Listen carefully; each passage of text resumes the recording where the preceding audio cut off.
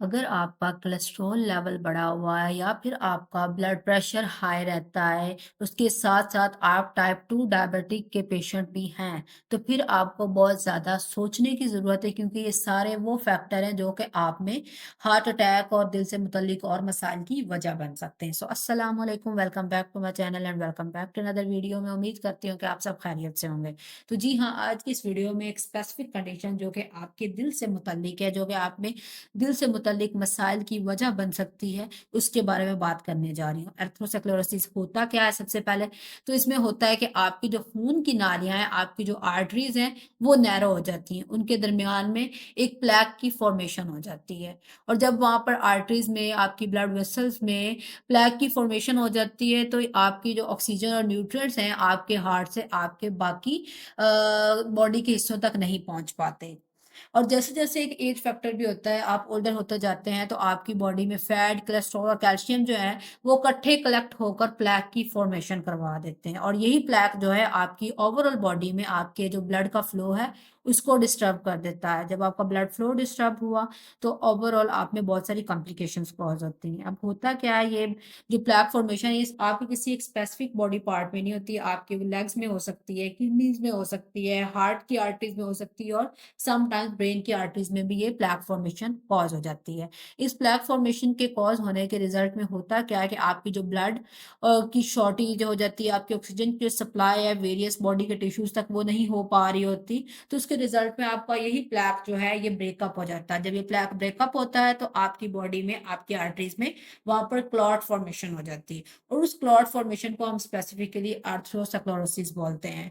और आर्थ्रोस्क्लेरोसिस ये आगे आपकी लेटर ऑन लाइफ में आपके लिए हार्ट अटैक और हार्ट फेलियर का एक सबसे बड़ा रिस्क फैक्टर है आपके लिए, ये उसकी वजह बन सकती है। ये तो हो गया आर्थ्रोस्क्लेरोसिस का एक कॉन्सेप्ट कि आर्थ्रोस्क्लेरोसिस होता क्या है और ये हमारी बॉडी में स्टेप बाय स्टेप कैसे कॉज हो रही होती है, ये चीज़ कैसे क्लॉट फॉर्म हो रहा होता है हमारी बॉडी में ड्यू टू डिफरेंट रीजंस, वो चाहे एज फैक्टर हो, चाहे हमारी अपनी अनहेल्दी डाइट हैबिट्स हो या अनहेल्दी लाइफस्टाइल हो। उसके बाद अब देख लेते हैं कि आर्थ्रोस्क्लेरोसिस जो है, ये मोस्टली देखा गया है कि ये जो ओल्डर एज पीपल होते हैं, उनमें ये हार्ट रिलेटेड इश्यूज़ ज़्यादा होते हैं, तो इसको एजिंग के साथ भी बड़ा एसोसिएट किया जाता है।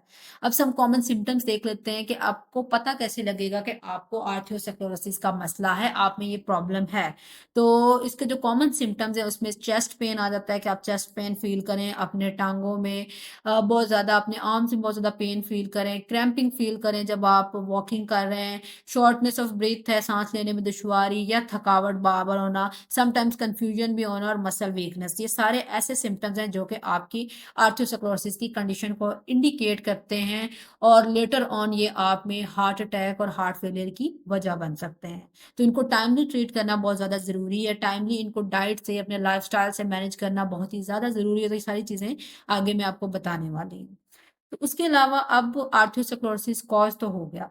इसके कॉज़ होने के पीछे क्या वजह है? कौन से रिस्क फैक्टर्स हैं? कौन-सी चीज़ें हैं जिन्होंने आप में ये कंडीशन को बिल्डअप करवाया? तो पहली चीज़ तो आपकी डाइट में ज़्यादा कोलेस्ट्रॉल का होना। आप ज़्यादा कोलेस्ट्रॉल रिच फूड अगर ले रहे हैं, ईटिंग आउट ज़्यादा कर रहे हैं, तो ये वजह बन सकती है पहली आर्थ्रोस्क्लेरोसिस की। दूसरी चीज़, अगर आप में ये इश्यू हो गया है, तो आप अपनी डाइट के थ्रू इसको कंट्रोल कर सकते हैं। आप अपनी डाइट में ज़्यादा से ज़्यादा फ्रूट्स एंड वेजिटेबल्स लें, होल ग्रेन्स लें instead of eating out, low fat dairy, उसके अलावा नट्स और पल्सेस का ज़्यादा से ज़्यादा इस्तेमाल आप में इस चीज़ को प्रिवेंट कर सकता है।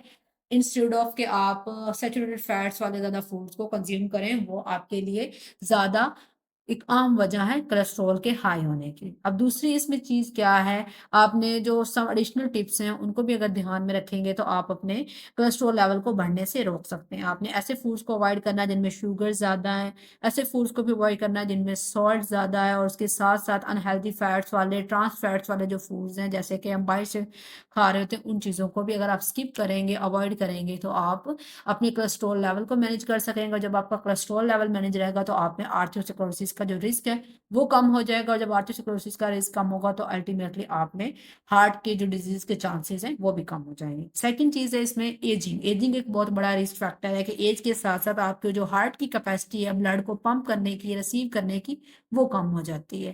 थर्ड चीज़ है कि आप जब एक्सरसाइज़ नहीं कर रहे होते, लैक ऑफ एक्सरसाइज़ आप में होता है, तो ऐसी चीज़ें भी आप में इसकी वजह बन सकती हैं। तो इन चीज़ों को सारी चीज़ों को माइंड में रखने की बड़ी ज़रूरत होती है कि 2 मेन रिस्क फैक्टर हैं कि आपकी डाइट में कोलेस्ट्रॉल का ज़्यादा होना, आपका फिज़िकली इनएक्टिव होना और अल्टीमेटली ये आपके कोलेस्ट्रॉल लेवल को रेज़ करवाएँगी चीज़ें और आपका कोलेस्ट्रॉल लेवल आप में आर्थरोस्क्लेरोसिस की वजह बनेगा और वो अल्टीमेटली आप में हार्ट डिज़ीज़ की एक मेन वजह है। अब ये तो हो गया, इसके लिए कॉमन मेडिकेशंस की हम बात करें तो एस्पिरिन को बहुत ज़्यादा यूज़ किया जाता है, आपकी अर्थोस्क्लेरोसिस को मैनेज करने के लिए। लेकिन हम देख लेते हैं कि कौन से लोग हैं जो ज़्यादा रिस्क पर होते हैं इस चीज़ के, तो उसमें वो लोग जिन लोगों की फैमिली हिस्ट्री है, पहले किसी को ये मसला है, जो लोग फिज़िकली इनएक्टिव हैं, जिन लोगों का ब्लड प्रेशर बहुत ज़्यादा हाई रहता है, तो ब्लड प्रेशर हाई होने की वजह यही होती है कि आपकी जो ब्लड वेसल्स हैं, वो कहीं न कहीं डैमेज हो रही हैं। और जो स्मोकर्स हैं और ख़ास तौर पर डायबिटीज़ के जो पेशेंट्स हैं, उनमें कोरोनरी आर्टरी डिज़ीज़ेज़ या आर्थरोस्क्लेरोसिस होने के चांसेस बहुत ज़्यादा बढ़ जाते हैं। बहुत सारी कॉम्प्लिकेशंस और वो अपने साथ एंगेज कर लेते हैं। इसके अलावा अगर हम मज़ीद देखें कि इसके साथ और कौन-सी कॉम्प्लिकेशंस एसोसिएट कर सकती हैं, अगर आपको आर्थरोस्क्लेरोसिस हो गया और आपने इसको टाइमली मैनेज नहीं किया, तो फिर क्या हो सकता है? फिर आप में हार्ट फेलियर हो सकता है आपका, आप में हार्ट अटैक का इश्यू आ सकता है, इवन आपकी ब्रेन की जो आर्टरीज़ हैं, वो डैमेज हो सकती हैं, स्ट्रोक का इश्यू भी हो सकता है। और ये सारे बहुत ही कॉम्प्लिकेटेड प्रॉब्लम्स हैं, जो कि इवन डेथ की एक कॉज़ भी हैं, डेथ की एक वजह भी बनते हैं। अब आप अपने लाइफ़स्टाइल को कैसे चेंज करके आर्थरोस्क्लेरोसिस को प्रिवेंट कर सकते हैं? तो हम इसकी प्रिवेंशन को देख लेते हैं। सबसे पहले तो आपने अपने हेल्दी ईटिंग को चूज़ करना है। हेल्दी डाइट लेनी जिसमें सैचुरेटेड फैट्स भी कम हो, कोलेस्ट्रॉल भी कम हो, ऐसे फूड्स को अवॉइड करना जो ज़्यादा फैटी हों।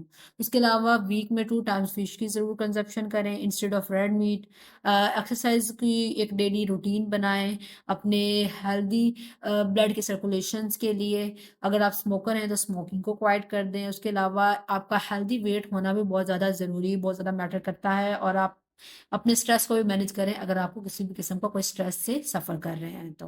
अल्टीमेटली ना सिर्फ़ आपने इन कॉमन चीज़ों को देखना है, उसके साथ-साथ उन कंडीशंस को भी देखना है जो कि अंडरलाइंग कंडीशंस हैं आर्थरोस्क्लेरोसिस की, चाहे वो डायबिटीज़ हो, चाहे वो ब्लड प्रेशर का ज़्यादा हो, चाहे वो हाई कोलेस्ट्रॉल हो, तो उन सारी चीज़ों को भी आपने साथ के साथ मैनेज करना। तो ये सारी वो चीज़ें हैं, वो सारी वो टिप्स हैं जिनको फ़ॉलो करके आप आर्थरोस्क्लेरोसिस से बच सकते हैं और अल्टीमेटली हार्ट से रिलेटेड जो मसाइल हैं, उनसे भी आप बच सकते हैं।